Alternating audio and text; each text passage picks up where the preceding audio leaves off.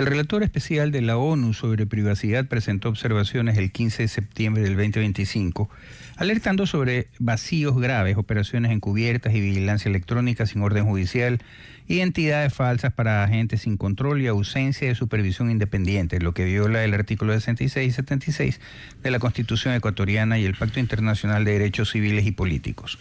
Estas observaciones tienen peso sustantivo, pues alinean con fallos de la Corte Interamericana de Derechos Humanos, ejemplo Echner versus Brasil, exigiendo legitimidad estricta y proporcionalidad en vigilancia. La Corte Constitucional suspendió provisionalmente 12 artículos el 4 de agosto del 2025. Ejemplo de ellos es el número 9, el 16 y el 17, sobre interpretaciones y acceso a datos sin autorización, por riesgos a la privacidad y debido proceso. La urgencia es real. Ecuador enfrenta narcoterrorismo con GDOs, grupos delincuenciales organizados, pero sin contrapesos, la Ley Orgánica de Inteligencia podría erosionar el Estado de Derecho, como ocurrió con la Patriota reformada por los Estados Unidos con la Ley Freedom en el 2015 para añadir supervisión. En nuestro caso es recomendable reformas tales como definiciones precisas de amenazas, órdenes judiciales obligatorias y auditorías independientes, equilibrando eficacia y derechos. Para tratar este tema contamos con la presencia de un querido amigo de esta casa, el experto constitucionalista Andrés Santos. Bienvenido, Andrés. Modesto, mucho gusto. ¿Cómo estás? Gracias por esta entrevista. Primero pedir disculpas porque la cadena del presidente hizo que nos retrasemos. Correcto. Pero vamos en este momento a entrar directo al tema. Sí. ¿Cuáles consideras que las observaciones más críticas del relator especial de la ONU sobre la Ley Orgánica de Inteligencia y en qué medida se alinean con precedentes de la Corte Interamericana de Derechos Humanos? Bueno, es un poco exagerada. Estuve viendo a este señor apellido Saúl, que este relator de la ONU, que decía, presenta un amicus curiae en la Corte Constitucional diciendo de que no hay el control suficiente. Pero él mismo reconoce de que la ley de inteligencia dispone que el control lo va a hacer la Comisión Permanente de Seguridad, una comisión que se va a crear precisamente ¿para qué? Para fiscalizar los actos que se realizan a través del sistema de inteligencia de esta ley. ¿Ya? La Corte Constitucional ya ha declarado inconstitucional 2 iniciativas previas del gobierno, aprobada por Asamblea, Ley de Solidaridad, Ley de Integridad Pública. Esta sería la tercera. ¿Ya? Ahora, depende qué pueda hacer la Corte. A ver, ¿qué pasó con la Ley Patriota y con la Ley de Autorización de Gasto Militar también en Estados Unidos? Estas leyes daban plenas potestades al gobierno, en este caso, para que puedan obtener información. La ley de inteligencia se parece bastante a la ley Patriota, bastante en gran sentido. Ahora, ¿cómo evitar que se cometan abusos? La preocupación de todos es, bueno, si hay un operador de inteligencia que recopila una información de datos, esa persona tenemos que saber, ok, ¿por qué la recopilaste? ¿Cuál fue la causa? Temas de seguridad, terrorismo, perfecto. ¿Qué hiciste con esa información en la cadena de custodia? Porque, a ver, lo que a todo el mundo le preocupa es cómo voy a evitar que me extorsionen. Imagínense, ¿no? Por otro tipo de... O que me persigan. O que me persigan. Ya por fines políticos, yo no soy un terrorista, simplemente eso, ¿no? Entonces, para el efecto, esta ley dispone 3 tipos de controles. Primero, la política, que es a nivel parlamentario a través de esta comisión permanente. La segunda, a través de Contraloría, pero aquí también hay ciertas precisiones al respecto. Contraloría puede realizar un examen especial a los gastos de que se está realizando en la ley de inteligencia, cuestión que también fue señalada por el relator.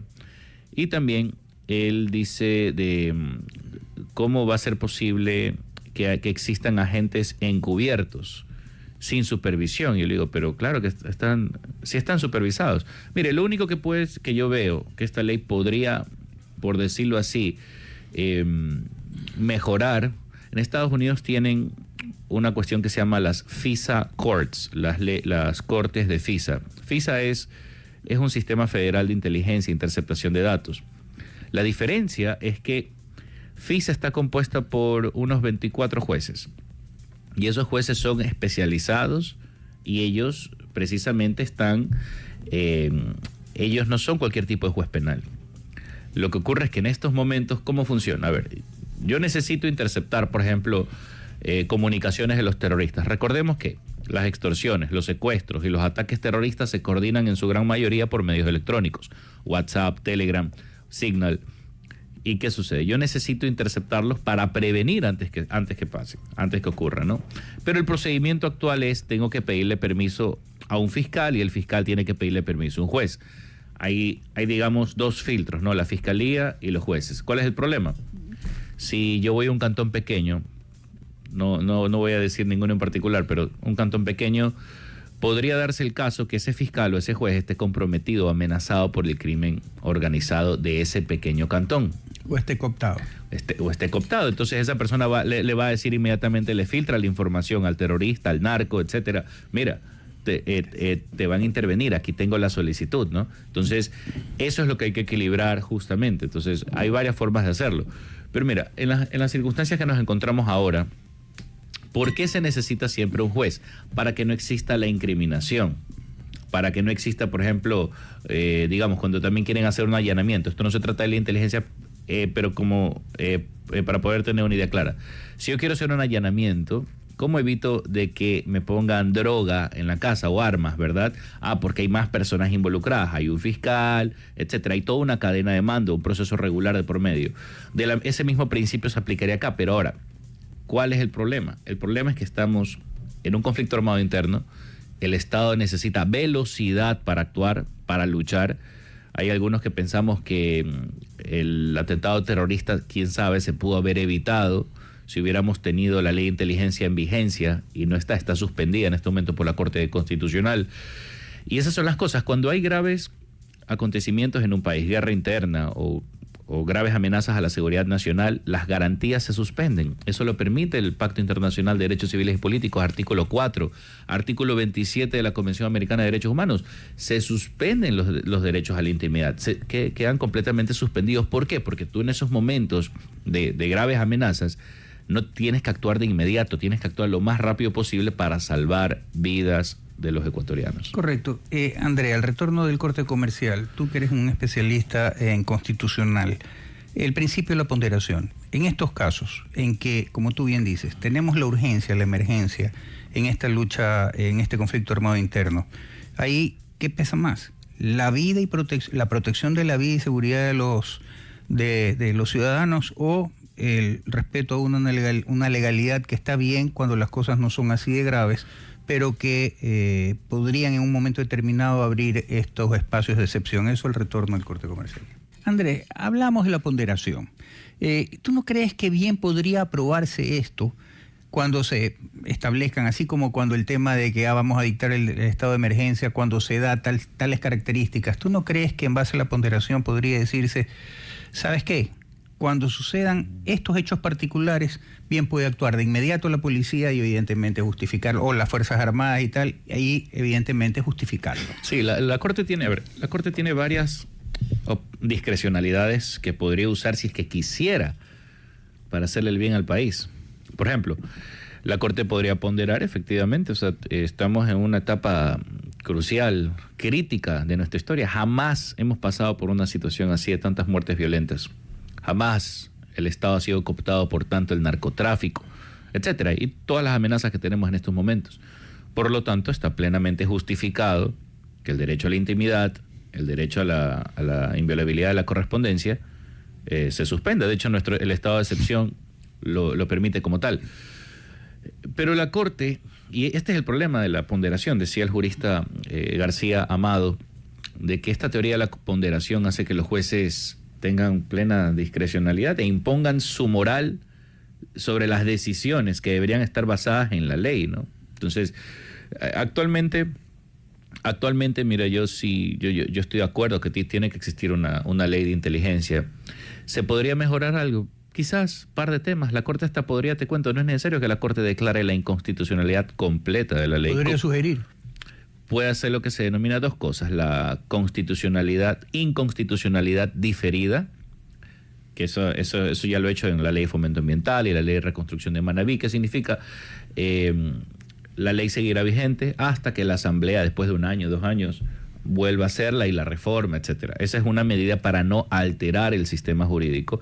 Y la otra, la constitucionalidad condicionada. La Corte dice, a ver, está bien, está válido este artículo, pero esto se tiene que entender de la siguiente manera. La Corte siquiera lo puede hacer. Eso pudo haber hecho en las anteriores leyes, pero no lo hizo.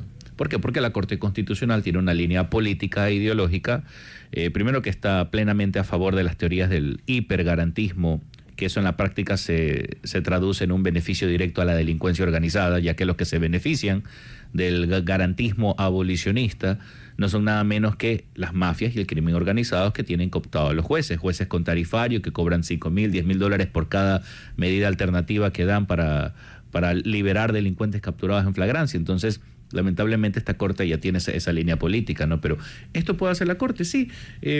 Se podrían tomar ciertas pequeñas reformas. Perfecto, mayores controles. Hay un asunto de que después de Contraloría, si realiza un informe, si el informe tiene que ser destruido, o sea, bueno, toda información y secreto de Estado clasificado naturalmente llega a un proceso que se destruye. Quizás no tan temprano, como dice esta ley, quizás más tiempo ahí para la fiscalización. A ver, lo que queremos en este momento es lo siguiente, que la policía, los servicios de inteligencia puedan anticiparse a la comisión de crímenes, sobre todo ataques armados y terrorismo que nos está afectando a todos. Eso es importante. En estos momentos, ¿qué país civilizado no tiene una norma de inteligencia? Todos. Es más, no hay riesgo de incriminación por una razón, que todos los datos que te recopilen sin orden judicial, es decir, simplemente en el monitoreo, que es el monitoreo de interceptación de llamadas, no puede ser judicializable. Según la propia ley, dice, para ser judicializable, ahí sí tienes que pasar por un fiscal, por un juez, como es en cualquier país del mundo, porque ya tienes que judicializar la prueba.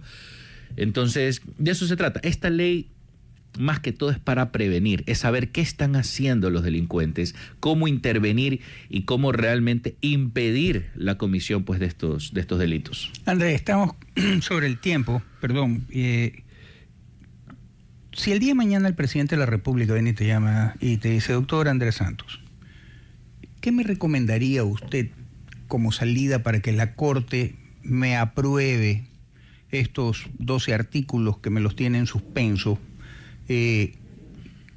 ¿Tú le dirías que opte por la segunda opción que tú manifestaste, esto es, de que cuando se cumplan estas circunstancias puede actuar el Estado, un poco lo que hablamos hace un momento? ¿Cuál sería tu consejo en ese sentido para darle rapidez, darle una salida a la Corte y evidenciar que aún dándole la salida, si se niega, ya queda claro de que el tema no es constitucional sino ideológico? Completamente. Entonces, sí, mi recomendación fuera así: si es que existiría algo flagrantemente excesivo que bordea en lo inconstitucional y el criterio de los jueces, la Corte, pues... Y el peligro, porque el tema de la camioneta también, el bombazo ese...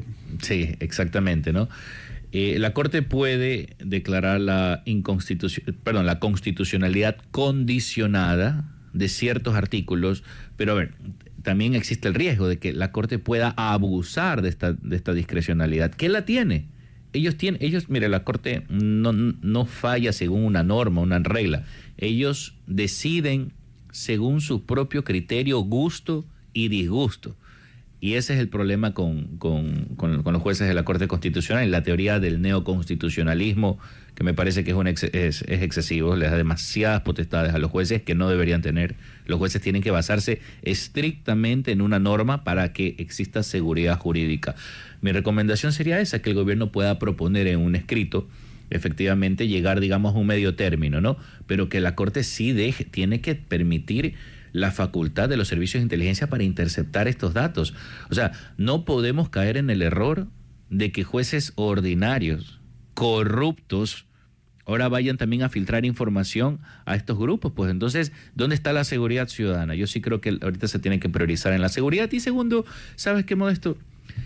También precisar de que todo este tipo de interceptación deba ser para motivos de conflicto armado y seguridad, que eso faltó.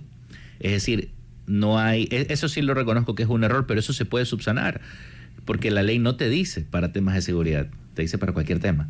Correcto. Entonces, eso sí tiene que estar en la ley para que haya fiscalización a los operadores de inteligencia, porque ellos también tienen que responder. Obviamente, eso no se va a publicar, eso es un comité especializado, confidencial de la Asamblea Nacional, ya que va a realizar esa fiscalización. Pero bueno, aquí se prestan para hablar 1000 temas más de cómo mejorar la Asamblea, pero entiendo que ya no tenemos tiempo. Sin lugar a dudas, agradecerte, y lo fundamental es que ha quedado claro que sí hay salidas, que ya depende de la voluntad de los ministros jueces de la Corte Constitucional. Andrés, agradecerte infinitamente por tu participación, pedir disculpas por el retraso. Tú sabes que donde hay un viejo refrán que dice donde manda capitán no manda marinero. Sí, es entendible. Y el presidente estaba en este enlace. Así es. Muy importante también las declaraciones del presidente. Sí. Y desde ya comprometerte para ver más adelante cómo se va desarrollando esto, sobre todo luego del 16 de noviembre, en el cual ya sabremos si, como esperamos, gane el sí por una nueva constituyente,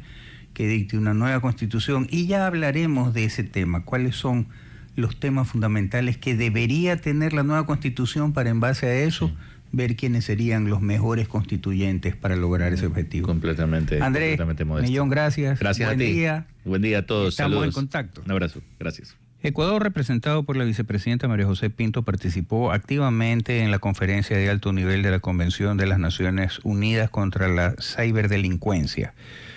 Este tratado global, adoptado en diciembre del 2024, establece normas comunes para combatir ciberdelitos transnacionales como fraudes, ransomware, phishing y la explotación infantil en línea. Ecuador, con alta vulnerabilidad en el puesto 98 de 193, en Latinoamérica, enfrenta 92% de la población conectada por 8.2% de analfabetos digitales y brechas institucionales. La firma impulsa armonización legal con el Código Integral Penal, cooperación 24/7, capacitación y ayuda rápida con el gobierno, instituciones y ciudadanos. Para tratar este tema, contamos con la participación del profesor Rainer Durango, docente de la Facultad de Ingeniería en Computación de la Escuela Superior Politécnica del Litoral, a quien le damos desde ya la bienvenida. Bienvenido, profesor Rainer Durango. Muchas gracias por la invitación. Para entrar en materia, la Convención de Hanoi complementa efectivamente el Convenio de Budapest para Ecuador, o duplica esfuerzos sin impacto rápido. Cualquier ayuda general que pueda colaborar a nivel mundial con respecto a los ciberdelitos, bienvenido sea. Es decir, que todas las técnicas, estrategias que se pueden usar en cualquier parte del mundo son las mismas que nos va a funcionar a nosotros aquí en Ecuador, amparados, lógico, con nuestras leyes respectivamente. Ahora, los mecanismos de 24/7 de intercambio de evidencia digital serán operativos más o menos en 6 meses para la Policía Nacional y la Fiscalía, ¿o tomará más tiempo? Desconozco del tema con respecto al tiempo que pueda tomar hacerlo.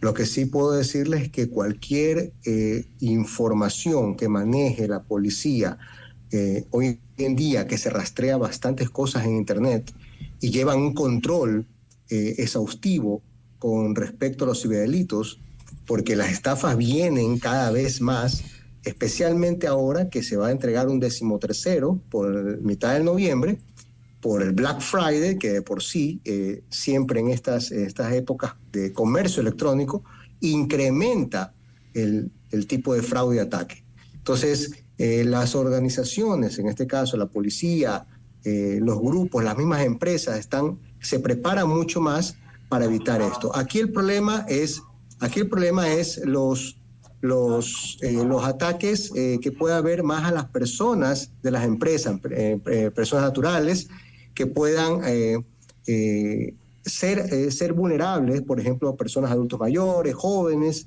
más que porque a nivel corporativo, a nivel de empresa, como que están más preparados, ¿ya? Pero gracias a, obvio, leyes como la Ley Orgánica de Protección de Datos. Entonces, ayudan a que podamos nosotros poder tener mayor precauciones. Ahora, sabemos que han habido ciberataques al Consejo Nacional Electoral, a cierta banca, también en el tema de ciertas instituciones del Estado. ¿De qué manera podría crearse de manera rápida este equipo de respuesta ante incidentes de seguridad informática? Bueno, los equipos de respuesta a incidentes se hacen con especialistas, ¿ya? Y las especialistas, es verdad que se trata de capacitar, hay maestrías de ciberseguridad, varias, en todo el país. Hay personas que se van certificando internacionalmente inclusive. Entonces, estas personas son las que deberían ser contratadas inmediatamente. Personas ya con las competencias para poder manejar rápidamente estos incidentes. Es decir, ahí se maneja algo que se llama la ciberdefensa. La ciberdefensa, o más conocido también como el grupo Blue Team, que es el que se encarga de proteger, ¿sí?, para poder evitar que haya un ataque. Ahora, hay algo que se llama ethical hacking, hackeo ético. El hackeo ético es una forma de autohackearse para ver cómo están mis vulnerabilidades, mis fallas y ver hasta dónde puedo llegar siempre y cuando encuentre una vulnerabilidad.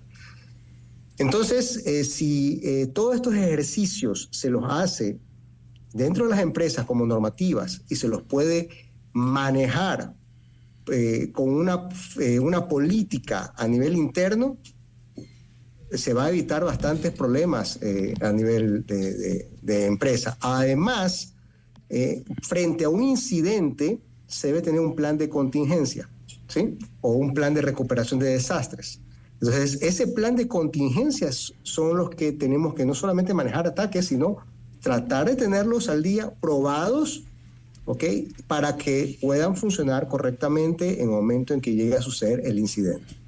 Tenemos una población, tenemos una ciudad que es considerada una ciudad inteligente, donde tenemos internet gratuito, proporcionado, ejemplo, por el ente municipal o por aquellos centros comerciales que dan servicio a sus visitantes, justamente el tema del wifi. Pero esto genera también, ¿no verdad?, que hay softwares maliciosos que secuestran datos en el usuario. También cuando se utilizan códigos QR, etcétera, etcétera. ¿Cómo poder aprovechar esta cooperación que se dio en la cumbre en Vietnam y también aquella cooperación que otorga la ONU para generar asistencia técnica inmediata contra estos software maliciosos que secuestran datos de los usuarios? Bueno, realmente más que tener una técnica de, si un caso el virus malicioso, un ransomware, por ejemplo, me ataca, y más sería capacitar a los empleados a lo que se llama la cero confianza, en inglés zero trust. ¿Qué es lo que hace esta cero confianza? Es que nosotros no confiamos, las empresas lo usan, y el usuario no debe confiar en nada en Internet, absolutamente nada. Es decir, ahorita que viene Black Friday, ya debe tener una idea cuáles son las tiendas virtuales donde va a comprar, donde va a hacer el comercio y que son de confianza, y ya tiene hasta tener grabados los links. Las personas revisan con anterioridad. Es decir, aquí el problema es un problema de cómo se ve el Internet.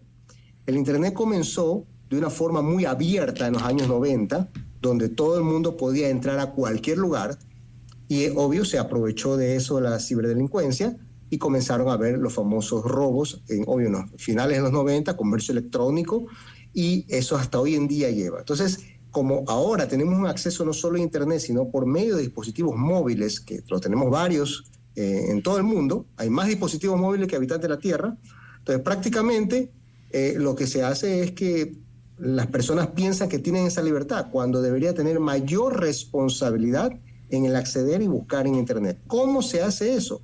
Con capacitaciones, es decir, videos, en este caso capacitar a todo el país es una locura. La única forma, rápidamente, a eso me refiero, lo que se debe hacer ahí es videos, charlas, aprovechar a las academias, a las universidades, para que hayan tipo de grupos de personas que ayuden a las comunidades a dar charlas. Nosotros, por ejemplo, en el caso del SPOL, nosotros damos charlas de voluntariados, inclusive el año pasado ayudamos con el Ministerio de Telecomunicaciones como un voluntariado a los adultos mayores. En la carrera de telemática, computación, fueron carreras que estuvieron trabajando en ese tema. Este año también estamos tratando de ver cómo vamos ayudando a otras comunas o otras comunidades con respecto a estas charlas del manejo del Internet, porque piensan que al tener el celular puedo entrar e instalar cualquier cosa en mi celular. Los bancos en la actualidad hacen campañas hasta por correo, inclusive estaba viendo unos videos que estaba haciendo el Banco del Pacífico, los vi en redes sociales, me parece excelente. Videos creo que son hechos con inteligencia artificial, pero son videos en los cuales explican realidades de forma práctica de lo que puede estar sucediendo. Nosotros como SPOL estamos próximamente a hacer también videos que lo vamos a subir en las redes para poder ayudar a la comunidad a evitar que caigan en estos fraudes. Porque es la única forma. Yo no puedo estar entrando a lugares desconocidos, como que estoy dentro de mi casa, es imposible. Correcto. Ingeniero Reiner Durango, luego del corte comercial me gustaría obtener su criterio sobre aquellos, uno abre una página, abre una app o quiere leer una noticia o cualquier situación de estas y le dicen, primero acepta las cookies, acepta nuestras políticas, y ahí hay un sinnúmero de circunstancias que se abre un abanico terrible para el usuario y que por ignorancia, por desconocimiento o lo que fuere, está dando permiso para que se utilice absolutamente todo. Esto al retorno del corte comercial. Ingeniero Reiner Durango, hablábamos de que muchas veces uno en el internet viene, abre una aplicación y le dicen, primero tienes que aceptar tales políticas y tal, y das autorización a que te graben, que vean tus imágenes, que entren a tus archivos, etcétera. En resumidas cuentas, queda total y absolutamente expuesto. Y uno dice, sí, está bien, pero eso hasta qué punto podría prestarse a ser mal utilizado y justamente objeto de estos ciberdelitos, porque al fin y al cabo, por ejemplo, en internet dice, tienes más de 50 años y quieres hacerte millonario, necesitas $20 nada más y después de una semana o de un mes eres multimillonario. Y así hay un sinnúmero de cosas. O haces tal actividad y mira el carro que me he comprado en 3 meses, un Mustang último modelo, una Ford doble cabina, etcétera, etcétera. ¿Cómo poder preparar a la gente primero? Y segundo, ¿debe haber algún programa o algún sistema en que permita determinar que esos son fraudes y son estafas? Bueno, realmente conocer si una cuenta es falsa o no es falsa se las puede saber por ciertos patrones que se pueden seguir. Los expertos financieros siempre explican en las redes, en varios sitios, que realmente obtener dinero fácil no existe realmente. Todo es inversión. Yo puedo tener un capital, invierto y obtengo inclusive siempre mencionan el famoso interés compuesto, que es el 10%. Entonces, ya solo viendo esos valores, nadie se puede enriquecer de la noche a la mañana. Ojo, es diferente que yo haga de pronto un video viral y de pronto mi negocio tenga mayor incremento de ventas, que sí puede suceder eso, pero estoy vendiendo algo, estoy ofreciendo un servicio. Más no es que di dinero y mañana tuve 10 veces más. Eso no existe. ¿Ok? Internet. Entonces, en primer lugar, todo lo que viene fácil, se va fácil, y al final cualquier dato que me estén pidiendo, emergente, urgente, donde voy a enriquecer de la noche a la mañana, donde voy a tener cosas inimaginables, y aparte que no son cuentas de confiar. ¿Y cómo me refiero a cuentas de confiar? Una de las cosas, una forma de darse cuenta de la veracidad de la información es el sustento. Por ejemplo, tomamos el caso del 3i Atlas, ¿sí? del asteroide. Yo sé que es un tema polémico que está en todas las redes, pero hay tanta información falsa, y es una forma de explicarlo, porque prácticamente las personas creen cualquier cosa que está en internet. Entonces, hay un problema mecánico que nosotros, los usuarios, estamos todo el tiempo. Es el scrolling, que es el que estamos subiendo los videos cada rato, eso es normal. Y el famoso, yo le digo, me invento, el síndrome del clic. ¿A qué me refiero? A que todo le hacemos clic, todo, corazoncito, que el dedito, que el clic en cualquier. Entonces, ese síndrome de clic me hace que los cookies que usted me está mencionando, yo pueda hacerle clic en ese momento, fácilmente. Entonces, más que el manejo de la herramienta, que es muy sencillo hacerlo, hasta un niño lo puede manejar, es realmente saber la responsabilidad que tenemos con lo que tenemos en nuestras manos. Es decir, si yo tengo información, ya sé que mi celular es mi medio de autenticación, de comprar por internet, de hacer varias cosas, debo cuidar con más razón la información o qué accedo y a qué aplicación instalo. Porque estas aplicaciones, cuando acceden a fotos, contactos y tantas cosas, es porque necesita hacerlo para poder gestionar la aplicación. Pero si yo sé que la aplicación no es de fiar, no es de confianza, me investigo, tengo que investigar. Es decir, en este momento internet no es cuestión de que cojo, encuentro algo y lo instalo. No, yo tengo que investigar qué es esa aplicación. pero las personas no investigan, ¿sí? Se confían en lo que está diciendo en ese momento. Entonces, realmente una técnica, como les mencioné hace un rato, la cero confianza, zero trust, es decir, esa técnica debe usársela en todo. Porque en este momento, con el tema de la inteligencia artificial, de los audios, de los videos que son fake, que parecen ya cada vez más reales, y justo los expertos, las técnicas siguen siendo las mismas, de usar autenticaciones multifactor, evitar cualquier tipo de engaño si no conocen el lugar, para qué van a ingresar. Si no ingresen, solamente que tengan una referencia, que esté referenciado, pero las personas acceden libremente como que no pasara nada. Entonces tienen que saber que hay mucha información falsa en Internet. Entonces hay que tener cuidado y basarse en la fuente. ¿Ok? Si, por ejemplo, yo ya sé que en mi país, en Ecuador, tengo diarios como El Universo, El Comercio y otros diarios más, que son clásicos periódicos nacionales, por decir. Entonces, ellos tienen una fuente primicia, por ejemplo, tienen fuentes confiables, ¿sí? Porque hacen investigación, periodismo. Yo sé que ciertas radios dan información confidencial, lo mismo. Es información pertinente y confiable, perdón. Entonces, esa información yo tengo que saber que son fuentes. Si es, por ejemplo, en este momento, yo quiero saber cómo están las estadísticas de ciberdelitos, me voy a la Fiscalía General del Estado. ¿Sí? Hay el tema de la Policía Nacional, cuando yo quiero hacer una denuncia, me voy a la unidad de ciberdelitos. ¿Ok? Entonces, y todo ese procedimiento se puede hacer. Ahora, también, cuando hay una estafa o un incidente, hay que cumplir, si me robaron en mi cuenta bancaria, enseguida comunicar al banco. ¿Ok? Comunicar al banco enseguida, es cuestión de inmediato. Si tengo tarjetas de crédito, tarjetas de débito, tengo que ser responsable de dónde las dejé. Las tengo en mi casa, las tengo en mi billetera, ¿ok? Tengo que saber que la tengo, pero no puedo decir, la dejé botada en un lugar porque me olvidé. Entonces, correcto. Es verdad que uno se puede olvidar, pero tener esa responsabilidad, lo mismo el celular. Entonces, aquí en el momento del celular, en este caso, para evitar este tipo de situaciones ya más graves, se trata de proteger el celular, ponerle al WhatsApp doble factor de autenticación. Por ejemplo, los celulares deberían tener todos habilitada la parte biométrica. Biométrica significa la huella digital, el reconocimiento facial, todo eso, que hay formas de hacerlo. En mi celular yo tengo las tres, el PIN, la huella digital, el reconocimiento facial. Dejar configuradas varias opciones que se pueden en los celulares, y eso se puede hacer. La comunidad debería tener todos habilitados eso. Correcto, para poder, si me roban el celular, no importa que se pierda la información, que se pierda el celular, pero la información está resguardada. Correcto. El retorno del corte comercial. Me gustaría saber su opinión sobre cómo hacer para protegerse por estas estafas que se dan, de que se roban cuentas, le ponen la foto de uno y después resulta, oye, ayúdame, resulta que se me perdió la maleta o está llegando la maleta, necesito esto, toda esta historia de aquí.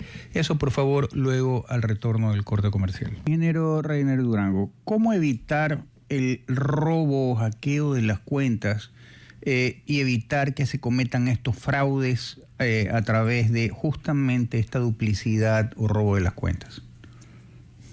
Ok, hay un tipo de ataque que es bastante complejo. Complejo digo porque la mayoría de personas que caen son personas que tienen el acceso al equipo, al celular, pero son personas vulnerables. Por ejemplo, las personas que son menos tecnológicas. Entonces, inclusive hasta los tecnológicos podemos caer en eso. Es decir, que se hacen pasar por una persona de la familia o se hacen pasar por un amigo de muchos años, que eso fue un caso que comenzó desde hace...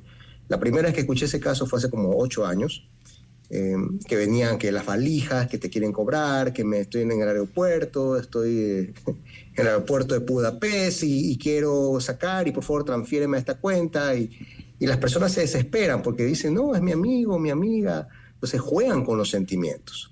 Entonces, ¿qué pasa cuando las personas no son tecnológicas, solo usan el celular para lo básico? Hacen que ellos enseguida, primero, entran con un tema emocional, ese es un tema sociológico a la larga. Las personas están, de pronto, personas mayores están sentadas en sus casas, ya no están funcionando en ciertas cosas, ya no están trabajando. Entonces, en el momento que un amigo que de mucho tiempo me escribe, pienso que es verdad. Así es normal, pienso que es verdad. Si solamente a nosotros que nos escribe un amigo de años, uno se emociona. Entonces, ¿cómo podemos identificar ese tema? Cuando le hacen un tipo de ataque de esa magnitud, comúnmente es un ataque que tratan de conocer a la persona y comienzan inclusive a ver sus cuentas en internet, todo lo que tenga publicado. Cuando su cuenta está pública, es decir, al mundo sin restricción, para que todo el mundo vea, que es una opción, que la gente lo hace por tema profesional, por tema de comercio, no está mal, está bien, pero tiene que tener muchas más precauciones que una persona que tiene su cuenta privada, ¿ok? Entonces, siempre se recomienda, si yo no estoy haciendo comercio, yo no estoy manejando cierta información, yo manejo la información privada, restringida, solamente para familiares, amigos, para que no vean ni siquiera quiénes son mis contactos. Actualmente en las redes sociales está bloqueado todo el tema contacto, es decir, nadie sabe qué amigos son, para evitar justo lo que está diciendo. Que hoy en día ha bajado bastante ese índice de ataque porque las personas ya han tomado mayor precaución. ¿Sí? Ha bajado ese índice. Aquí más el asunto es el índice que más se ha incrementado, y hay que aclararlo bien, es, obvio, el phishing phishing es el robo de identidad.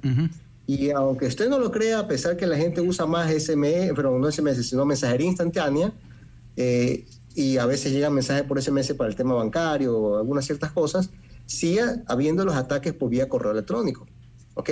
Cuando el correo electrónico, el mercado del correo electrónico más es un mercado corporativo. ¿Ok? Es decir, donde quieren hacer estafas a nivel de empresas de montos bastante elevados. ¿Ok? Ha habido empresas que interceptan un pago de un proveedor, se enteran de ese pago proveedor, puede ser que haya un espía dentro de la empresa, puede ser cualquier escenario, pero en ese momento tratan de enviar en paralelo información donde la persona comienza, el contador o el financiero comienza a hablar con ese falso proveedor, ¿sí? Y le transfiere la información a ellos porque hicieron cambio de cuenta. Entonces, ¿y por qué motivo se da eso? Porque los usuarios se duermen. Se duermen porque están en algo mecánico todo el día trabajando en las empresas. Ese es un escenario clásico que existe y se puede dar fácilmente. Y peor en estas fechas con este tema de comercio. Ingeniero, actual. en medio minuto, nada más. Nadie le para bola al tema, y perdón por la expresión coloquial, nadie le para bola al tema del celular. Todos ponemos programas de seguridad en las computadoras, en las laptops, en toda esta historia. Pero el celular nada. ¿Es necesario poner este tipo de programas también en el celular o no pasa nada? Medio minuto. El celular, más que poner un programa, se puede poner un programa de defensa, hay anti-malware, muy buenos antivirus, el nombre es verdadero, es anti-malware, dentro de los celulares, se los puede colocar. Pero más que colocar un anti-malware y evitar que me estén entrando un virus, es realmente proteger todas las aplicaciones con las seguridades de una autenticación multifactor. ¿Qué es la autenticación multifactor? ¿Por qué se habilita bastante esto hoy en día? Por ejemplo, usted entra a cualquier tipo de correo electrónico y le pide que se autentique con un código, se vaya a otra consola y esa consola, para habilitar ese código, le pide la biometría suya en ese momento de la aplicación. Entonces, es verdad, se vuelve algo tedioso el celular porque tiene que estar validando en cada momento, pero se vuelve más seguro. Correcto. También los browsers, también colocarle las seguridades, browser me refiero al navegador, Firefox, Google Chrome, colocarle las seguridades. Entonces, si yo protejo mi aplicación de browser, mi aplicación bancaria, que yo la puedo abrir con autenticación de biometría, y habilito todo eso seguro, mi celular queda bastante seguro. Correcto. Entonces, se evita cualquier situación. Pero también tengo que evitar estar instalando aplicaciones innecesarias, por decir que estar probando, estar entrando a sitios innecesarios, solamente a sitios confiables. Correcto. Le agradezco mucho su intervención, ingeniero. Siempre en el tema tecnológico uno se queda patinando sobre la marcha. Ya estaremos en otra oportunidad también conversando sobre este tema. Agradecerle su participación una vez más a nuestra audiencia. Muy buenos días. Buenos días, gracias.